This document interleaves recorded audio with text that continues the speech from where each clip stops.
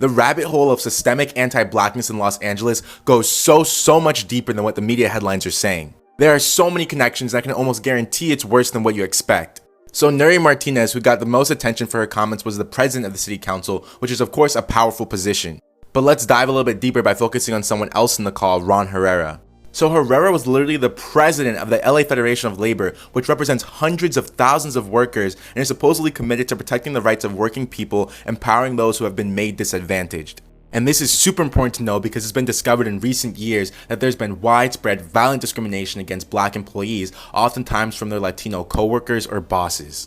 One older black man even got PTSD from how bad his non-black Latino supervisors treated him.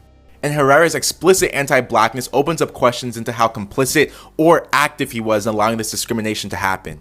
And what's worse is that this economic discrimination is happening at a time where LA's black population is facing a huge jobs and homelessness crisis as well. Even though the city is about 8% black, its unhoused population is about 42% black. A report by the LA Homeless Services Authority connects the dots by saying the impact of institutional and structural racism in employment and access to opportunities cannot be denied. Homelessness is a byproduct of racism.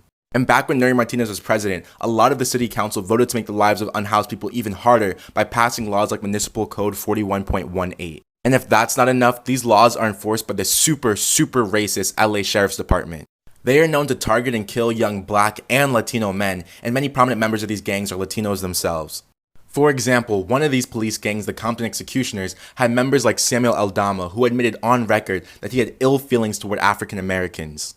He and his partner Mizraim Orrego severely beat and wrongfully detained a young black man named Sheldon Lockett, and they later killed an unarmed black man named Dante Taylor after claiming he had a gun and was participating in gang activity, neither of which was true. And the leader of the sheriff's department, Alex Villanueva, continues to deny the existence of these gangs even as civilians talk about the terror they inflict.